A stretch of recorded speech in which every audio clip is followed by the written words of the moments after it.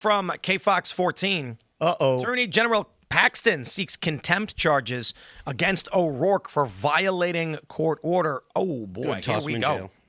Attorney General Ken Paxton says, I'm taking action to hold Robert Francis O'Rourke in contempt for violating a court order and scamming Texans.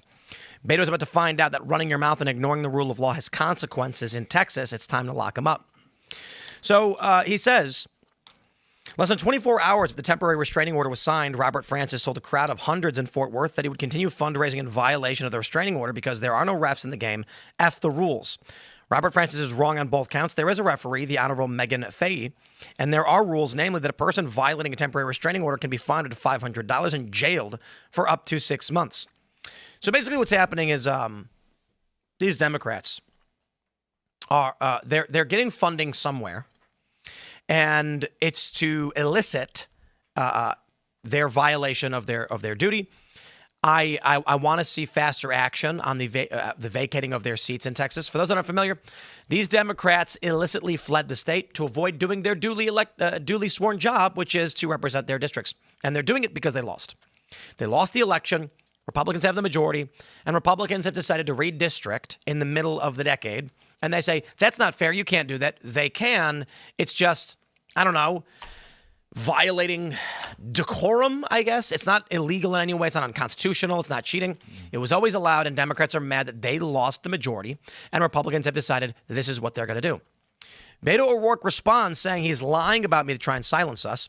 Here's the full clip. I mean every word. I apologize for making you listen to this man, but let's play the clip. We want California and New Jersey and Illinois and Maryland and every other state where the Democrats hold the governor's mansion, the assembly, and the state senate to redraw their congressional districts now, not wait for Texas to move first, to maximize Democratic Party advantage. Listen, you may say to yourself, well, those aren't the rules. There are no refs in this game. Fuck the rules. We are going to win whatever it takes. We're going to take this to them in every way that we can. He is now literally a gift. There's another clip. Republicans.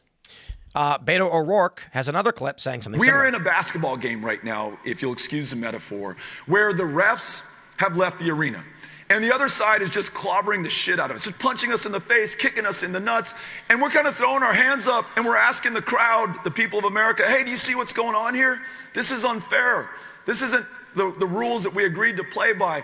Well, who cares about the fucking rules right now? Punch back, kick back, dunk over their heads, and win some fucking power. We are in a bad... I love how they arrested Trump's lawyers and had a manhunt for people who peacefully protested on January 6th. Not the rioters, calm down liberal media who are going to lie about what I'm saying. The rioters should have gone to prison. No, I'm talking about the people who showed up after the riots who had no idea what was going on, and they got hunted down across the country. Or how about the innocent woman in Alaska with her home raided despite not even being in the Capitol?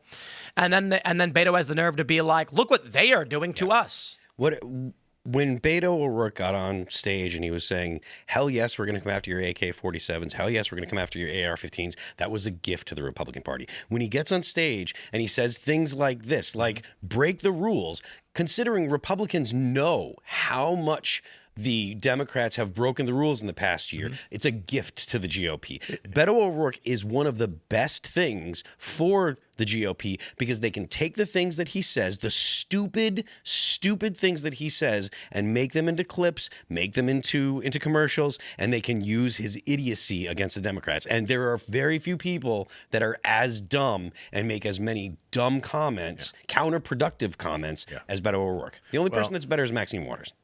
And Jasmine Crockett. She's good. Let me just break it down because obviously O'Rourke, and we call him Bob Frank down there in Texas. Blue states with 0 Republican House seats. Massachusetts, Rhode Island, Vermont, New Hampshire, Hawaii, New Mexico, Connecticut, Delaware. Blue states with 1 Republican House seat. Maryland, Oregon, Maine. Blue states with 2 to 5 Republican House seats.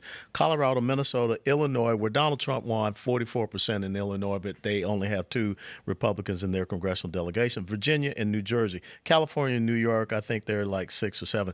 You know, right now Texas has 12 Democrats in our congressional delegation. 1 seat is vacant. That was Sylvester Turner, a Democrat who passed in office. So you could say 13. We're talking about 3 to 5 seats. And these people are going crazy over 3 to 5 seats. They're going crazy because Republicans in Texas are doing, as Tim said, it's not unconstitutional. There's nothing wrong with it. They are doing something that they have been consistently doing, and we're taking the fight to them. These are the exact same people that say, we want D.C. as a state, which you just talked about. We want Puerto Rico as a state. Why? Because we want more congressional representation. When we get back in power, we want 6 more Supreme Court justices so that we can control the Supreme Court. We are the people that in the last census, we brought lawsuits because we wanted illegal immigrants to be counted in the census, which skews congressional representation. Congressional representation should be based upon citizenry.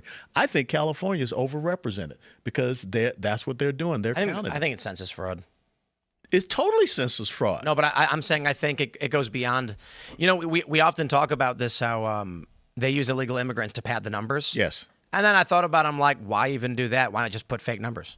Who's checking the census? Who's going to California and being like, let me make sure this household actually has 5 people in it? Nobody. So in California, they're probably just like, and just add a person in every household. Yeah. And that's why, extra district. That's why they don't want Tom Homan in these sanctuary states and sanctuary cities. Because, again, these are people that they want to count. So what again is happening is Beto O'Rourke, Robert Francis, Bob Frank is projecting the fact that they're upset because it's being done to them, and they have nowhere else to go. The 9 state Senate Democrats who left Texas and went to Massachusetts, when the idiot governor, Maura Healey of Massachusetts, stands up there and talks about they're going to find more districts to you got 0. Yeah. That's a point that we've made here a couple of times so far. Like, there is no more. Like, there's no more that the Democrats can get out of gerrymandering. You know, it's they've maximized it to the point where there's no more juice to squeeze out of it. Yeah, and Elbridge Gerry was from Massachusetts. Yeah, just who that's named after. Mr. West, just to play devil's advocate a little bit, do you have any concern that Democrats can use this as the pretext to eventually do other things that are sort of acts as power politics? But they've already done it. So, like, even they could, next time they're in power, they could potentially even add more states. They've talked about packing the Supreme Court. Of course they're going to do that. The Supreme Court in the past. Elaad, they arrested Trump's lawyers and put him in prison and tried seizing his properties. We are well beyond any argument of, oh, no, Democrats might do something else. There's nothing left to do other than shoot people randomly. And they will. Arrested Trump's lawyer. And I'm wrong. I'm sorry. I take that back. Antifa, far leftists have already shot and killed people in the streets. Yeah. At the political level, they've arrested Trump's lawyers. So this argument that, oh no, if Trump actually does something, Democrats might escalate to where? Where are they going to go? Where are they going to go from we arrested Trump's lawyers unconstitutionally and tried putting him in prison? Mm-hmm. And that what you just said has been a Republican mindset. Because we put these constraints on ourselves and say, now, look, we don't need to go there and do that. We can be above that. We can be better than that. And you're giving them a gap. That's just like saying in the battlefield, okay, maybe we should go and talk to the terrorists. Maybe if we talk to them, maybe they won't hate us as much. How's that working out for Israel and Hamas? How's that worked out? Not too dadgum well, okay? October the 7th was a clear example. There comes a time when you just got to say, it's time to crush them. And that's where we are. Yeah, we just ignore them, steamroll them. And to stress, this is all within the Constitution. Yes. No one is saying that Trump should throw the Constitution away and then just start arresting people. We're saying the DOJ should investigate. I asked Sebastian Gorka today, do you believe, he called these people, the Obamagate people, unconstitutional filth or something like that. And I said, do you think they should be in prison? He says, if they committed a crime and are charged and are tried by a jury of their peers. I'm like, man, the right sure is holding back. Even after everything Democrats have done, still with pending criminal charges against Trump, he appealed this, and it's been 1 year since the appeal was the trial was heard, the appeal was heard, and the judges have not issued a ruling. They've just frozen in place. Mm-hmm. It's because they're scared to take sides. They can say, we're in New York, so if we go against Trump, the Democrats will come for us. But if we go for Trump, the Democrats will come for us. If we go against Trump, Trump will come for us. So let's just do nothing. They're trying to put Trump in prison even right now. And the moment he leaves, they're going to try and put him in prison again. And Republicans are still saying, let's just go through the DOJ, do the standard process. And that's what Trump is doing. Deploying the National Guard is well within his authority. And they're acting like it's a fascist takeover when it's well within codified law. The Insurrection Act hasn't even been invoked yet. Trump deployed the Marines to L.A. to guard federal buildings, which is still within his rights as president. These far left extremists in 2020 tried burning down St. John's Church. They set it on fire. Yeah. They threw firebombs on the White House grounds, torched a guard post, and the left does not care.